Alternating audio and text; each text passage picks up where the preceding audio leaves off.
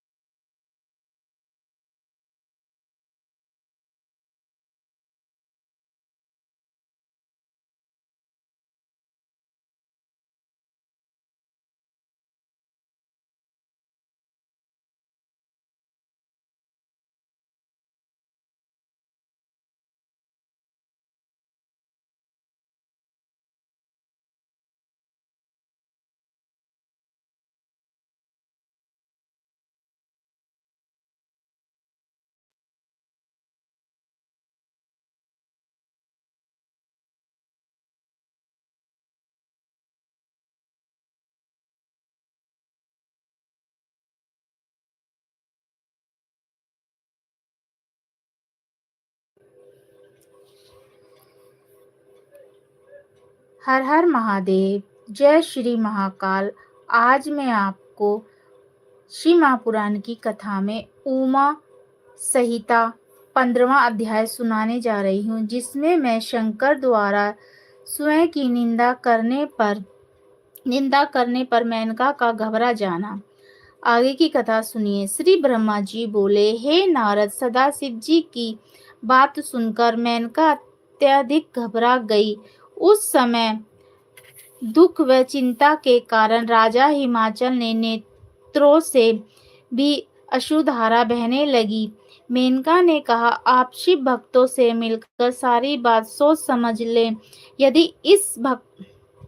यदि इस ब्राह्मण की बात सच्ची है तो मैं पार्वती का हाथ शिव के हाथ में देने के बजाय खुद तो विष खा लूंगी और पार्वती को भी समुद्र में ढकेल दूंगी। महाराज हिमाचल सोच रहे थे कि यह सब क्या हो रहा है। हमारी नैया भगवान ही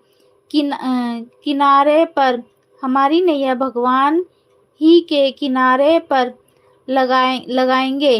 हमारी नैया भगवान ही किनारे लगाएंगे।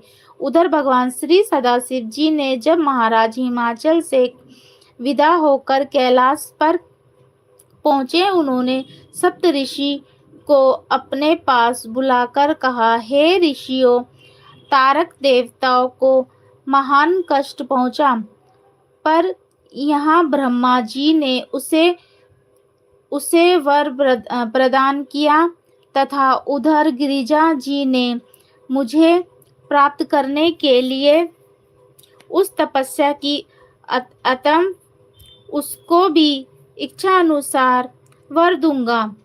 मैं अब गिरिजा के साथ विवाह करना चाहता हूँ। इससे पहले मैं एक भिखारी के रूप में महाराज हिमाचल के पास गया था और हर हर महादेव, जय श्री महाकाल। आगे की कथा सुनिए।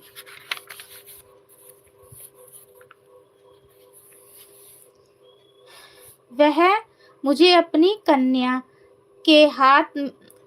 कन्या का हाथ देने के लिए तैयार ही हो गया था। उसके पश्चात मैं देवताओं के कहने के अनुसार दोबारा वहां गया और अपनी निंदा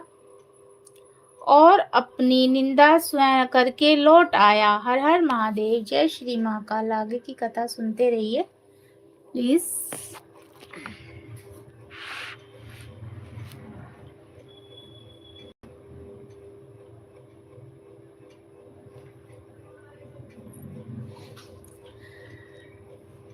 पश्चात देवताओं के कहने के अनुसार दोबारा वहां गया और अपनी निंदा स्वयं करके लौट आया, जिससे कि वह सब कुछ समझे घृणा करने लगे और वह गिरिजा का विवाह मुझसे नहीं करना चाहते। इस कारण अब तुम सब लोग जल्दी से महाराज हिमाचल के पास जाओ और उनको तथा उनकी पत्नी मेनका को समझाओ, जिससे कि वह गिरिजा का विवाह मेरे साथ कर देवे। इससे जो वर मिले गिरिजा को दिया जा, अतः उसे नहीं होने पाएगा। भगवान की बात सुनकर सप्तऋषि नतमस्तक होकर भगवान श्री सदाशिव जी महाराज को प्रणाम करके अति प्रसन्न होकर हिमाचल की राजधानी चल दिए। श्री ब्रह्मा जी बोले, हे नारद, सप्तऋषि महाराज हिमाचल के पास पहुंचे और कहने लगे, राजेश्वर, भगवान श्री सदाशिव जी ने पार्वती के साथ विवाह करने की इच्छा प्रकट की है और उस काम को लेकर तुम्हारे पास आए। अतएव तुम अपनी पुत्री का विवाह भगवान श्री सदाशिव जी के साथ करके संसार में यश के भागी बनो। सप्तऋषि की बात सुनकर महाराज हिमाचल ने कहा, हे ऋषि गणों,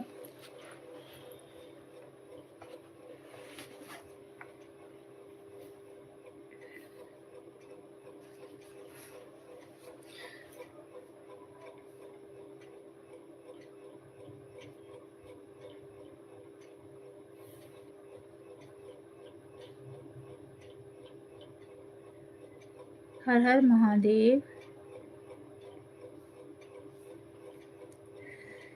सप्तऋषि नमस्कार होकर भगवान सदाशिव जी महाराज के प्रणाम करके अति प्रसन्न होकर हिमाचल की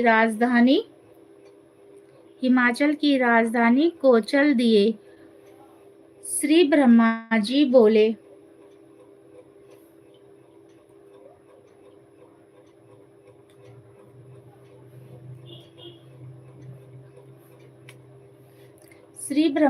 बोले,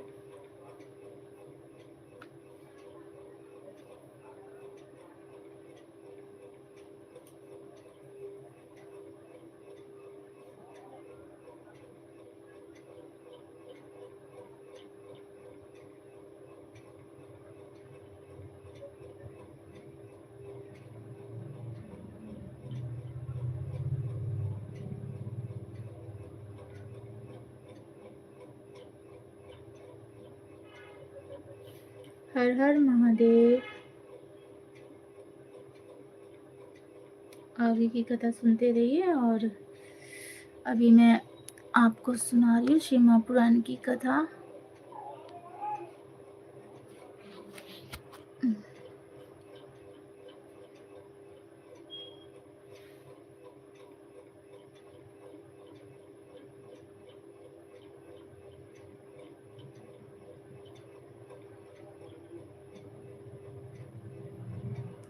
हर हर महादेव।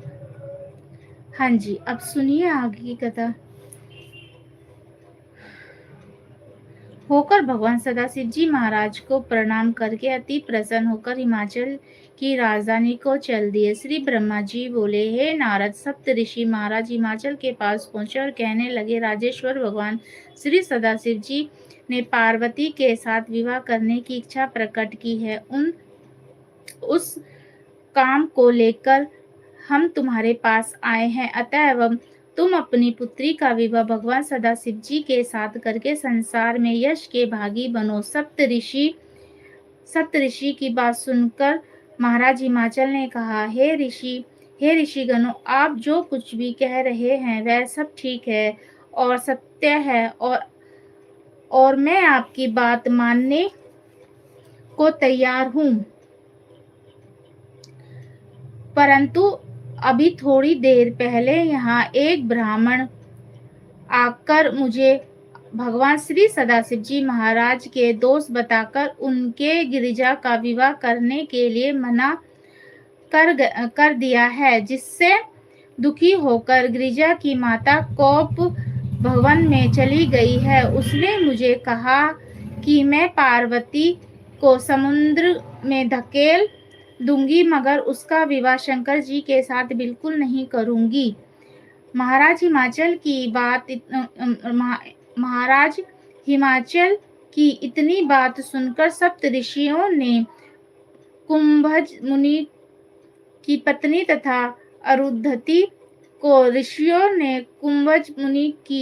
तथा अरुंधति को मेनका के पास भेजा।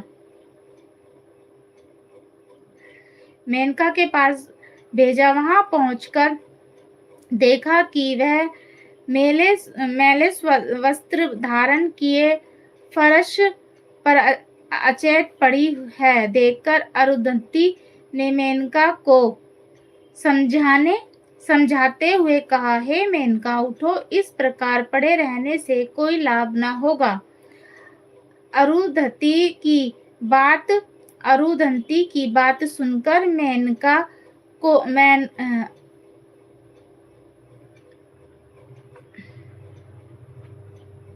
मेनका तुरंत उठकर बैठ गई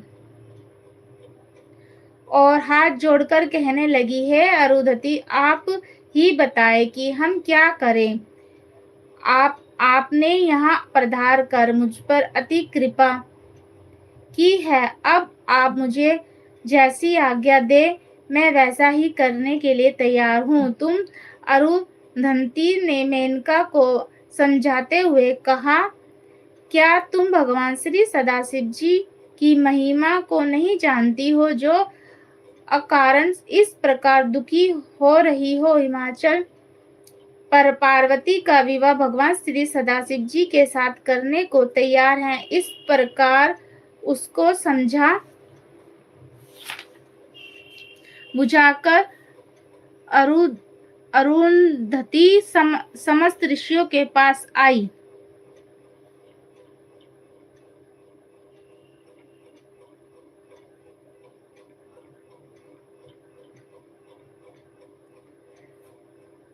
जहाँ पर कि वहाँ राजा हिमाचल को समझा रहे थे। सप्त ऋषि ने कहा, हे राजेश्वर, भगवान सदाशिव जी की महिमा को न जानने के कारण तुम भ्रम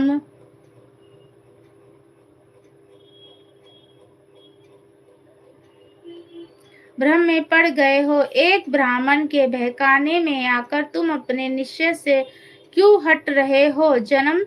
राजन, तुम पार्वती का हाथ भगवान श्री सदाशिव जी के हाथ में देकर उनको श्वशुर होने का सौभाग्य प्राप्त करो। भगवान सदाशिव जी की बात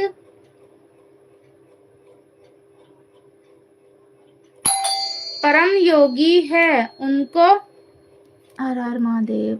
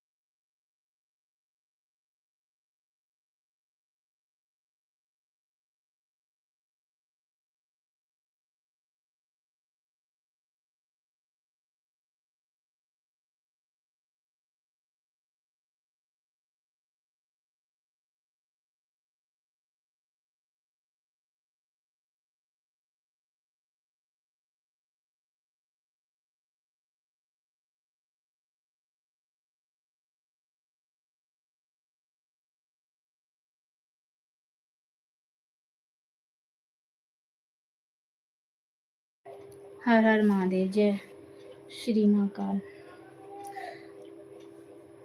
हो राजन, तुम पार्वती का हाथ भगवान सदाशिव जी के हाथ में देकर उनके ससुर होने का सौभाग्य प्राप्त करो। भगवान सदाशिव जी परम योगी हैं, उनको तो विवाह की इच्छा भी नहीं है, परंतु उनका विवाह तारकासुर के मारने के लिए श्री पार्वती से होना परम आवश्यक है। इसी कारण पार्वती ने घोर तप द्वारा भगवान सदाशिव जी से यह वर मांगा है कि मेरा विवाह आपके साथ हो। महाराज हिमाचल ने कहा, ऋषियों मेरी पुत्री तो राजकन्या है और वह स्वयं का 1,00,000 पार्वती का आदि कुछ भी नहीं है, वह मेरे संबंध के योग्य कैसे हो सकते हैं।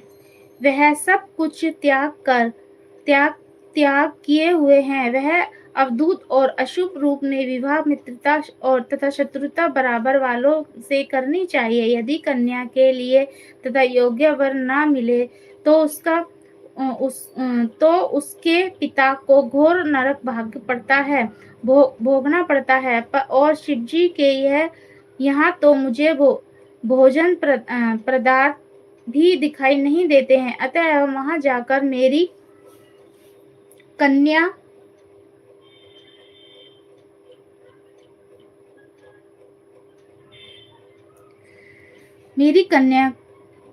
क्या सुख भोगेगी। इसीलिए मैं उसका विवाह शिव के साथ नहीं करना चाहता हूँ। ब्रह्मा जी बोले, हे नारद, इस प्रकार सुनकर अरुंधति राजा हिमाचल से बोली, हे शैलराज, पार्वती आदि काल में भगवान श्री सदाशिव जी की आदि शक्ति है, इसीलिए तुमको चाहिए कि तुम उसका विवाह भगवान सदाशिव जी महाराज से कर दो। ऐसा करने से तुम्हारे कुल पवित्र हो जाएंगे और तुम यश के भागी बनोगे। यदि तुम ऐसा ना भी करना चाहोगे तो भी पार्वती भगवान सदाशिव जी महाराज को प्राप्त करेंगी। तुम तो व्यर्थ की बुराई अपने सिर पर ले रहे हो। भगवान सदाशिव जी महाराज ने जो वरदान पार्वती को दिया है वह कभी झूठा नहीं हो सकता। भगवान सदाशिव जी की इच्छा इंद्र ने समस्त पर्वतों के पंख काट डाले, इसीलिए तुम्हारे लिए उचित है कि तुम भगवान श्री सदाशिव जी के साथ जिद न करो, वरना समस्त देवता तुम्हारे शत्रु हो जाएंगे। जिस प्रकार राजा अरण्य ने अपनी कन्या ब्राह्मण को देकर अपने कुल का नाश होने बचा लिया, तथा उसी प्रकार तुम भी पार्वती का विवाह भगवान श्री सदाशिव जी के साथ करके कुल की रक्षा करो। हर हर महादेव। जय श्री महाकाल। यह कथा यहीं समाप्त होती है। आगे की कथा मैं आपको श्री महापुराण की कैलाश संहिता में सुनाऊंगी। हर हर महादेव। जय श्री महाकाल। अगर मेरी कथा सबको अच्छी लगती है श्री महापुराण की तो प्लीज़ लाइक, कमेंट और मेरी कथा को जितना हो सके शेयर करो और मेरे लाइव चैनल में जुड़ो। जब मैं लाइव कथा सुनाती हूँ तो प्लीज़ आया करो। मैं वैसे भी बीच बीच में लाइव आती हूँ, कभी रात को 10 बजे, कभी शाम को, कभी दोपहर में। तो प्लीज़ आप लाइव में भी आया करो ताकि आपको जो मैं बताना चाहूँ तो आप उसमें समझ लो। मैं चैनल भी सब्सक्राइब करती हूँ फ्री में, तो आप चैनल भी अपना सब्सक्राइब करा सकते हैं और चैनल में चेक भी करती हूँ, आप चेक भी करवा सकते हैं।